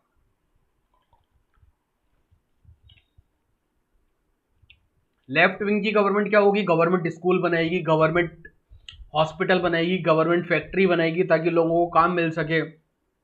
समझ रहे हो? मतलब स्टेट काम करेगी बहुत सारी चीजें ताकि लोगों को सफिशिएंट चीजें मिल सके। राइट विंग क्या होता है बच्चों? राइट विंग में क्या होता है, ये सारी चीजें गवर्नमेंट की जो धारणा होती है इसमें ये होती है कि गवर्नमेंट का काम ये सारी चीजें नहीं है। गवर्नमेंट का काम ये नहीं है कि हॉस्पिटल बनाए, गवर्नमेंट का काम नहीं है स्कूल बनाए, गवर्नमेंट का काम नहीं है कि व्यापार इंडस्ट्री बढ़ाए। गवर्नमेंट का काम है गवर्नमेंट करना, गवर्नेंस करना। गवर्नमेंट के पास और भी महत्वपूर्ण काम है, तो ये वाले सारे काम प्राइवेट लोग करें। ये सारे लोग कौन करें? प्राइवेट लोग करें। तो जब गवर्नमेंट इस तरह से सोचती है कि वो सारी चीजों का प्राइवेटाइजेशन करना शुरू कर दे, तो गवर्नमेंट की वैसी पॉलिसी को राइट विंग बोलते हैं। जैसे कि अभी हमारी जो गवर्नमेंट है, तो हमारी जो गवर्नमेंट है बच्चों, उस गवर्नमेंट की जो पॉलिटिकल पार्टी है उसका नाम है NDA, national democratic alliance. National democratic alliance, national democratic alliance में क्या करने की कोशिश करते हैं बच्चों? ये इनका जो ज्यादा रुझान है वो राइट विंग की तरफ है। किसकी तरफ है?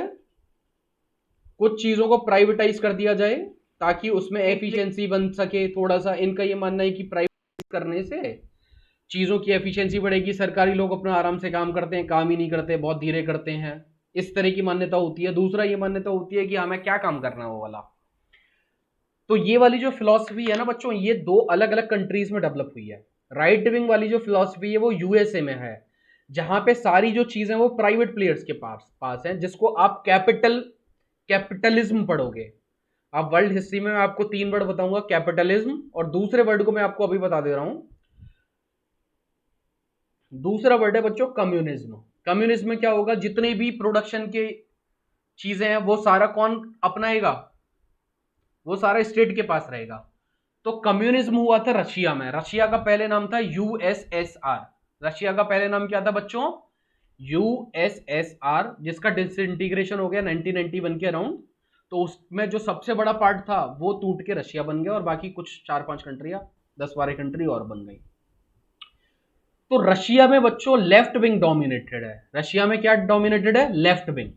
ठीक है, अब ये आपको इतना समझाने के बाद आपको ये एग्जांपल समझ आएगा, लेकिन अब आप बता दोगे रशिया में कौन डोमिनेटेड है बच्चों, लेफ्ट विंग। कौन डोमिनेटेड है, लेफ्ट विंग। तो इसमें क्या है बच्चों, राइट विंग वाली दो, अब देखो right wing left wing dominate कर रही है, तो लेफ्ट विंग मान लो इतनी बड़ी होगी और राइट विंग छोटी छोटे होंगे। तो यहां पे क्या हुआ, राइट विंग थोड़ी स्ट्रांग हो जाए, इसके लिए क्या किया इन्होंने, आपस में अपना एक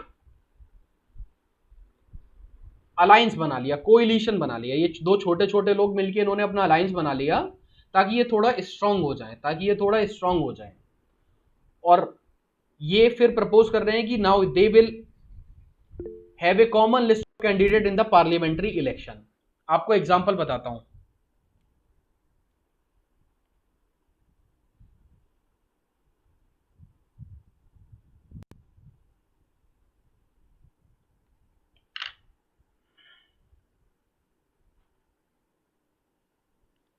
मेरी तरफ से तो बेटा ठीक है, आप ऐसा करो एक बार, आप ना, मैं 1 मिनट के लिए वेट कर लेता हूं। आप जो है इसको मीटिंग को ना लीव करके फिर से ज्वाइन कर लो।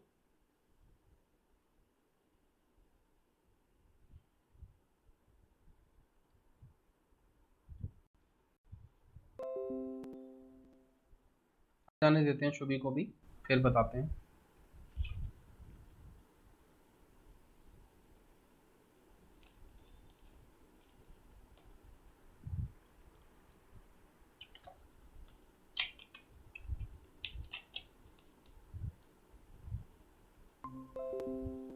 अभी आ रही है बेटा, देखो अभी माइक ऑन करके देखो अभी। हाँ भैया। ठीक है, तो अभी ये आपको समझ आएगा कि दो राइट विंग थे, इन्होंने आपस में ज्वाइन करके कोलिशन बना लिया, और अब ये एक लिस्ट प्रपोज कर रहे हैं कि ये वाले कैंडिडेट हमारी तरफ से लड़ेंगे। ठीक है, तो अब इनका थोड़ा सेफ थोड़ा बढ़ जाएगा, और फिर ये भैया थोड़ा सा, क्या, हाँ मेरा लेफ्ट हो गया, पता नहीं कैसे। कब से सुना नहीं आया, अभी भैया अभी थोड़ी देर तो अभी पहले। कुछ नहीं बोला, फिर अभी तो कुछ नहीं बोला, ताकि ये लेफ्ट विंग को थोड़ी सी क्या दे सकें बच्चों, टक्कर दे सकें। राइट विंग लेफ्ट विंग को थोड़ी टक्कर दे सके। ये वाला केस इंडिया के केस में भी रिसेंटली ही हुआ है, बहुत रिसेंटली हुआ है। हमें पता है कि हमारी कंट्री में सेंटर लेवल पर बच्चों बहुत ही ज्यादा स्ट्रांग पार्टी है अभी एनडीए, नेशनल डेमोक्रेटिक अलायंस। तो जब बिहार में इलेक्शन हो रहे थे, कहां पे बच्चों, बिहार में, बिहार। तो एनडीए इतनी ज्यादा स्ट्रांग है कि बाकी जो पॉलिटिकल पार्टी हैं वो आपस में नहीं चाहती, लड़ना नहीं चाहती। तो उन्होंने क्या किया, सभी ने मिलके एक कोइलिशन बना लिया। क्या बना लिया बच्चों, कोइलिशन, ताकि ये अपने सामने एनडीए पार्टी को थोड़ा सा टक्कर दे सकें, क्योंकि एनडीए बहुत पावरफुल पार्टी हो चुकी है आज के टाइम में। तो अगर ये आपस में बिखरे रहेंगे, यूनाइट नहीं होंगे, तो इनके जीतने की प्रोबेबिलिटी ना के बराबर है। ठीक है बच्चों, तो इस तरह से इलेक्शन हुआ था। इलेक्शन का रिजल्ट वगैरह हम डिस्कस नहीं कर रहे हैं, हम आपको बस एग्जांपल बता रहे हैं। तो ये उसी तरह से चीज है। ठीक है, अगला क्या है बच्चों, इनके ना बच्चों आप देखना ये वाली चीजें, थोड़ा सा सोचना, मैंने आपको सारा समझा दिया है, थोड़ा सा सोचना, सोचने के बाद थोड़ा सर्च करना, उसके बाद फिर आंसर देना इनको। शुरू में हो सकता है कि आप पहली बार में वेल स्ट्रक्चर्ड आंसर ना लिख पाओ, लेकिन कोई बात नहीं। आंसर लिखने में मैंने क्या बताया आपको, बस 2-3 चीजें याद रखनी है। आपकी वर्ड लेंथ बहुत ज्यादा ना हो, यानी कि 50 वर्ड बहुत हैं। दूसरा, कीवर्ड्स जरूर होने चाहिए उसमें, आंसर में कीवर्ड्स जरूर होने चाहिए बस। और ये तो खुद ही एग्जांपल है, तो इनमें क्या एग्जांपल दोगे। अगला क्या है, finance minister of various state in Nigeria got together and demanded that federal government declare its own source of income. They also wanted to know the formula by which revenue is distributed to various state government. ये Nigeria में कुछ लोग मिले और ये बोल रहे हैं कि भाई मैं आपको डायग्राम से समझा देता हूं, ये सेंटर गवर्नमेंट है, ये स्टेट गवर्नमेंट, सेंटर स्टेट। तो यहां पे बच्चों एक चीज हो रही है कि जो सेंट्रल गवर्नमेंट है या फेडरल गवर्नमेंट है, इससे ये पूछ रहे हैं भैया आप बताओ आप पैसा कहां से जुटाते हो, अपनी सोर्स ऑफ इनकम बताओ, सोर्स ऑफ इनकम, कि आप बताओ कि आप कहां से पैसे जुगाड़ते हो जो भी है। और दूसरा, सेंटर और स्टेट के बीच में, सेंटर और स्टेट के बीच में ये पैसे कैसे बटेंगे, ये पैसे बच्चों कैसे बटेंगे, उस फॉर्मूला को बताओ। अब ये बहुत बड़ी बात है बच्चों। इंडिया के केस में मैं आपको बता देता हूं, इंडिया के केस में भी ये एक्सरसाइज होती है कि टैक्स जो कलेक्ट होते हैं, आप अगर देखोगे तो आप देखोगे टैक्स का ज्यादातर पोर्शन सेंट्रल गवर्नमेंट के पास जाता है, या सेंट्रल गवर्नमेंट के पास आमदनी के सोर्स बहुत ज्यादा होते हैं और स्टेट गवर्नमेंट के पास कम होते हैं, और लोकल गवर्नमेंट पर चले जाएंगे तो और कम होते हैं। तो ज्यादातर पैसे किसके पास जाएंगे, सेंट्रल गवर्नमेंट के पास। तो सेंट्रल गवर्नमेंट को क्या होगा, इन पैसों को स्टेट गवर्नमेंट में बांटना होगा। सेंटर को क्या करना होगा बच्चों, इन पैसों को स्टेट गवर्नमेंट में बांटना होगा। अब बांटने का कोई फॉर्मूला होना चाहिए कि किस तरह से बांटें, तो हमारा कॉन्स्टिट्यूशन ये वाली चीज भी बताता है। देखो यहाँ पे फाइनेंस मिनिस्टर को पूछना पड़ रहा है ना कि भाई बताओ कहां से आ रही है पैसे, कैसे बांटोगे। हमारे केस में सिंपल है, हमारा कॉन्स्टिट्यूशन इतना ज्यादा शानदार, ऐसे ही नहीं बोलते, हमारे कॉन्स्टिट्यूशन में हर बात का ध्यान रखा गया है। तो इस बात का ध्यान कैसे रखा गया है, इस बात का ध्यान रखा गया है फाइनेंस कमीशन की हेल्प से। कैसे ध्यान रखा गया है, फाइनेंस कमीशन। हमारे कंट्री में हर 5 साल में प्रेसिडेंट एक फाइनेंस कमीशन बनाता है। हमारे कंट्री में हर 5 साल में प्रेसिडेंट एक फाइनेंस कमीशन बनाता है, और इस फाइनेंस कमीशन का काम है कि कितने सरकार के पास पैसे आए और ये पैसों का बंटवारा सेंटर और स्टेट के बीच में होना चाहिए, और स्टेट के बीच में कैसे होना चाहिए। सेंटर और स्टेट में इतने बटेंगे, फिर स्टेट के पास जो मिले वो बाकी सभी स्टेट्स पे कैसे बटने चाहिए, वो सारे पैसे किस आधार पे ये डिस्ट्रीब्यूशन हो, ये सारी चीजें कौन बताता है बच्चों इंडिया के केस में, फाइनेंस कमीशन। ठीक है, चलो अब एक का दो क्वेश्चन जल्दी से देख लेते हैं। आपसे पूछा है what are the different form of sharing, power sharing modern democracy. तो जो हाउ वाला पार्ट था वही है, give an example of each of these. हर किसी का एक एग्जांपल देना है। देखा मैंने क्या बताया आपको कैसे आंसर करने हैं, उसी बेसिस पे एनसीईआरटी भी आपसे सोचती है कि आप उसी बेसिस पे आंसर करें। तो देखो अगर इसका आंसर दोगे ना तो आपको 50 वर्ड में भी चारों के लिए लिखोगे तो 200 वर्ड हो जाएंगे, और 200 वर्ड का मतलब हो गया बच्चों आपका 1.5 पेज। 1.5 पेज से ज्यादा का आंसर 10th क्लास से नहीं उम्मीद किया जाता। तो बस आपको क्या करना है, कीवर्ड्स ही अगर आप याद कर लोगे ना सभी के, और कीवर्ड से सेंटेंस बना दोगे, सेंटेंस अपनी लैंग्वेज में बनाओ, कीवर्ड से सेंटेंस ही बना दोगे तो आपके 50 वर्ड यूं हो जाएंगे। 50 वर्ड बहुत कम होते हैं, तो क्या है, रटना नहीं है, कीवर्ड्स को समझो और उसके आधार पे एक आंसर फॉर्म करो। आंसर फॉर्म करना और सेंड करना, ठीक है। और ये आंसर सेंड कब कर पाओगे, कीवर्ड्स जब आपके दिमाग में पूरे फिट हों। तो आप एक बार पढ़ना, पढ़ने के बाद हो सकता है आपको चीजें कुछ और ना समझ आए, तो उसके बाद फिर और डिस्कस करेंगे। कीवर्ड को हम बहुत लेंथ में डिस्कस करेंगे, लेकिन आपको कीवर्ड्स याद रखने हैं इसके, ठीक है। फिर क्या है, state one reason and one moral reason for power sharing. तो पावर शेयरिंग का रीजन बता दो, फिर example in the Indian context. तो पहला है कि क्यों पावर शेयर करें, एक तो आप लॉजिकल रीजन बता दो और दूसरा है मॉरल रीजन बता दो। तो मैंने जैसे आपको अपने वर्ड्स में बताने की कोशिश की थी। आप देख रहे हो एनसीईआरटी आपसे क्या उम्मीद कर रहा है, जो चीज मैंने आपको समझाई थी ना उसी वे में, मैंने ये चैप्टर ना देखा भी नहीं था आपको पढ़ाने से पहले इसके क्वेश्चन आंसर ना, लेकिन एनसीईआरटी डिमांड क्या करता है, यही डिमांड करता है, और सीबीएसई भी आपसे यही डिमांड करेगी और कुछ नहीं करेगी, क्योंकि सीबीएसई अपना पूरा पेपर एनसीईआरटी बेस पे पूछती है। तो ये बुक आपसे बोलती है कि आप चीजों को समझो, एनालाइज करो और एग्जाम्पल दो। देखो इंडियन कॉन्टेक्स्ट में एग्जाम्पल पूछा है, इसमें दिया कोई एग्जाम्पल इन्होंने नहीं है बुक में, लेकिन इंडियन कॉन्टेक्स्ट में पूछ रहे हैं, तो ये अच्छा लगेगा। After reading the chapter 3 student drew different conclusion. तो which of these do you agree with and why, give reason in about 50 words. देखो 10th क्लास के बच्चे से कितना उम्मीद करते हैं कि आप 50 शब्दों में बता दो, हम उतने में खुश हो जाएंगे।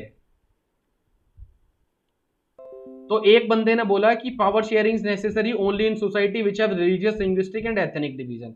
ये बोल रहा है भैया उन्हीं कंट्री में जरूरत है पावर शेयरिंग की जहां पे इस तरह की डिवीजन हो, रिलीजियस, लिंग्विस्टिक एंड एथनिक। तो बताओ थॉमन ने जो बात सोची सही सोची है, या फिर आप उसकी बात से एग्री कर रहे हो या नहीं कर रहे हो? नहीं नहीं भैया, नहीं कर सारी रहे। जगहों के लिए तो उसको ठीक है। लगा होना चाहिए पावर शेयर तो, कंट्री में हो या ना हो। बिल्कुल। तो इसको आपको वर्ड्स में लिखना है। अब देखो यहां पे आपका स्किल डेवलप होगा।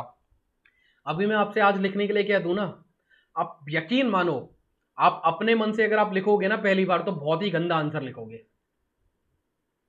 लेकिन हमें गंदे आंसर से ही शुरू करना है, हमें गंदे आंसर से ही शुरू करना है। बस आप इस बात का ध्यान रखना कि आपको इस आंसर में कुछ कीवर्ड इस्तेमाल करने हैं। तो आप जब भी चैप्टर को पढ़ोगे, रिवाइज करोगे, तो आपको क्या करना है, कीवर्ड्स पे फोकस करना है। तो आप क्या करोगे, इस पे आप कुछ बताओ कि क्या लिखने की कोशिश कर सकते हो। आप ऐसी नॉर्मल लैंग्वेज में ही बताओ कि क्यों ऐसा सही नहीं है इसने जो कंक्लूजन ड्रॉ किया है। भैया ये इसलिए गलत है क्योंकि पावर अगर हम शेयर नहीं करेंगे, भले उस कंट्री में एथनिसिटी ना हो, डाइवर्सिटी ना हो, लेकिन पावर अगर किसी भी एक पर्सन के पास होगी तो वो उसका मिसयूज कर सकता है, वेरी गुड, करप्शन हो सकता है बहुत और उन अच्छी लोगों बात। को हाँ, अपना वो कर सकता है, तो मतलब पूरी आप तरह इसके से। लिए, हाँ बिल्कुल सही बात बेटा, बहुत सही बोला है आपने। आपको इसके लिए लिखना है कि एब्सोल्यूट पावर करप्ट, या फिर इतने हैवी हैवी वर्ड है तो आप ऐसा लिखो कि अगर हम पावर शेयर नहीं करेंगे तो क्या होगा, if power is not shared then it will be misuse by any one person, authority, body, institution. कोई एक पर्सन या बॉडी या इंस्टीट्यूशन इसको क्या करेगा, मिसयूज करेगा। ठीक है बच्चों। इसी तरह से दूसरा आप कोई थीम सोचोगे कि और क्या होना चाहिए, तो उससे रिलेटेड आप एक दो वर्ड और उसका इस्तेमाल करके लिखना। बस एक एक दो दो लाइन में ना आप 3-4 बातें लिख दोगे, हो जाएगा खत्म। सोचना, मैं बता नहीं रहा हूं, ठीक है? सोचोगे या बताएं? अच्छा, सोचेंगे भैया। इस वाले सब्जेक्ट का बहुत बड़ा फायदा है। मैथ का क्या है बच्चों, मैथ का, साइंस का क्या है, मैथ और science highly logical, highly rational subject है। मतलब उसमें आपको एक्सपेरिमेंट करने की आजादी नहीं है। एक्सपेरिमेंट करने की आजादी नहीं है मतलब 2+2 4 ही होगा, आप उसको और कुछ नहीं लिख सकते हो। ठीक है। जीएस में भी साइंस वाला पार्ट है, यानी कि आपकी जो थीम है वैसी तो रहेगी, लेकिन उसको एक्सप्लेन करने के तरीके आपके पास बहुत हैं। ठीक है। तो एक्सप्लेन करने के तरीके बहुत हैं, वो आपको लिख लिख के अभी प्रैक्टिस में कराऊंगा, बहुत प्रैक्टिस कराऊंगा अभी इसकी, अभी आपके पेपर्स जब खत्म हो जाएंगे तो। लेकिन हर आंसर में मैं एक चीज देखूंगा कि कीवर्ड कितने यूज किए हैं, कितना आपने जो क्वेश्चन में पूछा गया है उसी के इर्द गिर्द आंसर किया है। ऐसा नहीं कि वो कुछ भी पूछ रहा है और हम कुछ भी कहानी सुना के आ गए, बोलेंगे भाई पूरे 5 पेज भर के आए हैं, 5। ये नवंबर टेस्ट में आ रहा है और वो तो एमसीक्यूज होंगे, मल्टीपल चॉइस। कोई बात नहीं बेटा, आगे काम आएगा। ठीक है, हमें प्रैक्टिस तो करनी पड़ेगी ना, 3 महीने में हम प्रैक्टिस नहीं कर पाएंगे। आगे के जो सब्जेक्ट्स हैं उनके लिए प्रैक्टिस करनी होगी, तो इट्स बेटर कि हम पहले से ही प्रैक्टिस करके रखें। पहली बार में आप यकीन मानो, अगर आपको अभी मैं आंसर लिखने के लिए दूंगा ना तो आप बहुत घटिया आंसर लिखोगे, लेकिन आपको शुरू भी करना है, क्योंकि जब धीरे धीरे हम शुरू करेंगे तभी तो हमारा आंसर अच्छा बनेगा। ठीक है, वही मटके वाली ध्यान चीज, स्टोरी याद करो कि एक परफेक्ट आंसर नहीं लिखना है, उससे पहले बहुत घटिया आंसर लिख देने हैं, परफेक्ट ऑटोमेटिकली बन जाएगा। और मैं चाहूंगा कि आप कोशिश करो खुद से आंसर लिखो। आप ना किताब के पॉइंट्स को इधर उधर करो, आप अपनी सोच को इस्तेमाल करो। आप नेट से शुरू में मत हेल्प लो, मतलब मैं ये बोलूंगा, बाकी आपकी मर्जी है। तो ये फिर देखो अपना कुछ स्टोरी पूछी गई है, इस स्टोरी से रिलेटेड कुछ क्वेश्चन पूछा है, ठीक है। फिर ये कुछ क्वेश्चन है, कुछ क्वेश्चन है, कुछ क्वेश्चन है, और इस तरह से बच्चों ये चैप्टर आपका खत्म हो जाता है। ये देखो कुछ ये एमसीक्यू तो बना दिए हैं। कर देंगे, ये हम करके ग्रुप पे शेयर कर देंगे, लेकिन भैया कल या परसों में करेंगे क्योंकि हाँ कल मैथ का टेस्ट है, उसके बाद साइंस का है, फिर एसएसटी का है। ठीक है बेटा। देखो यहाँ पे असर्शन रीजनिंग आ गए। ये क्वेश्चन बस ये वाला बता दो, consider the following two statement power sharing. Power sharing democracy के लिए अच्छा है, सही है गलत? हाँ, तो जब भी ऑब्जेक्टिव वाले क्वेश्चन हो और आपको पेन एंड पेपर हो तो घटिया वाले ऑप्शन को काट दिया करो, यानी कि ये तो ट्रू है, ये ट्रू है। अगला क्या है, it helps to reduce the possibility of conflict between social group. अगर पावर शेयरिंग करोगे तो कॉन्फ्लिक्ट सोशल ग्रुप के बीच में कम हो जाएगा। हाँ फॉल्स या भैया ट्रू? उन लोगों में ट्रू। कम ही होगी। ट्रू। True। मैंने ना गलत काट दिया, ये दोनों सही है, ए और बी दोनों ट्रू हैं, ठीक है बच्चों। ये सही है। इस तरह से आप आंसर कर पाओगे, बस आप कोशिश करना, ठीक है बच्चों।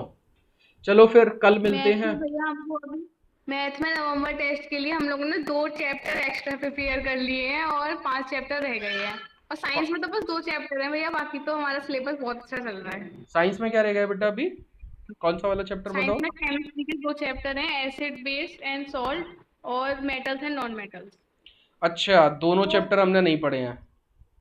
वो जो बस कंट्रोल एंड यही पढ़ेंगे कोऑर्डिनेशन भैया, की बाकी तो हमने सब आपने पढ़ा हुआ है, वही आ रहा है। चलो ठीक है बेटा। वो तो अभी हम इसी सोशल साइंस को ही कंटिन्यू करेंगे, ठीक है। पॉलिटी का एक चैप्टर और देख लेते हैं, फिर ज्योग्राफी या इकोनॉमी शुरू कर देंगे, ठीक है बेटा। भैया वो जो कंट्रोल एंड कोऑर्डिनेशन किया था ना हमने, वो डिलीट हो गया। कोई बात नहीं बेटा, हाँ डिलीट हो भैया गया तो डिलीट हो गया वो। कोई बात नहीं, डिलीट हो गया तो कोई बात नहीं, उसको रिवीजन मत करना, लेकिन पढ़ लिया तो वेस्ट नहीं जाएगा, कंपटीशन के लिए पढ़ोगे बाद में। फेडरलिज्म आ रहा है भैया। फेडरलिज्म? हाँ फर्स्ट फेडरलिज्म टर्म। इसमें पॉलिटी का है क्या? हाँ चार, भाई। हाँ 4 चैप्टर हैं भैया, मतलब फेडरलिज्म ये दो। होता है बच्चों, फेडरलिज्म क्या होता है, sharing of power between different organ, नहीं डिफरेंट ये ऑर्गन नहीं, डिफरेंट लेवल। चैप्टर है ये हाँ नेक्स्ट तो चैप्टर को चैप्टर पढ़ेंगे नंबर, हम, यही 2 चैप्टर आ रहे हैं टर्म 1 में, ठीक है। पावर तो कल शेयरिंग मिलते हैं, चलो बच्चों इसमें। कल मिलते हैं। कल अगर मैं ऑफिस से जल्दी आ गया ना तो आप अपना टाइम निकाल के रखना, 6 बजे के करीब क्लास ले लेंगे, ठीक है। मतलब 6, 6:15, 6:30 जैसे भी है। और सचिन ने क्लास अभी आज की नहीं है तो सचिन को भी आप इन्फॉर्म कर देना। अगर मैं ऑफिस से जल्दी आ गया तो थोड़ा जल्दी, क्योंकि आप लोगों के पेपर आने वाले हैं। शालू का जैसे 2 से बता रही थी शालू, तो एक चैप्टर तब और खत्म हो जाएगा, फिर 2-3 और खत्म हो जाएंगे। तो कोशिश, मतलब एक बार मैं कोशिश कर रहा हूँ कि मैं पढ़ा दूँ वो वाले चैप्टर, हालांकि फिर डिटेल में और पढ़ लेंगे। हालांकि ये वाला चैप्टर तो बहुत डिटेल में पढ़ा है। भैया हम्म। जो चैप्टर नंबर 2 है ना, ये पीटी 1 में नहीं आ रहा, तो अभी वो चैप्टर करा दो ठीक जो है, पीटी 1 में आ रहे हैं। तो PT1 में कौन सा आ रहा है अब? ये फर्स्ट चैप्टर आ रहा है, ये तो हो इकोनॉमी का? गया। इकोनॉमी का? ज्योग्राफी का कौन सा आ रहा है? चलो कल ज्योग्राफी या इकोनॉमी, इकोनॉमी में डेवलपमेंट आ रहा है।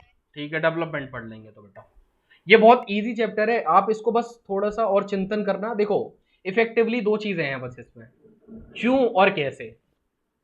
पावर शेयरिंग क्यों और पावर शेयरिंग कैसे की गई, बस ये है पूरे चैप्टर में। अगर आपसे कोई पूछेगा ना तो ये पढ़ाया हमने, देखो कैसे पढ़ाया। चलो बेटा कल मिलते हैं, ठीक है। कल थोड़ा टाइम से पहले हो सकता है मैं क्लास ले लूँ, क्योंकि PT से पहले आपको थोड़ा टाइम भी मिल जाएगा रिवाइज करने का। चलो बेटा मिलते हैं फिर कल।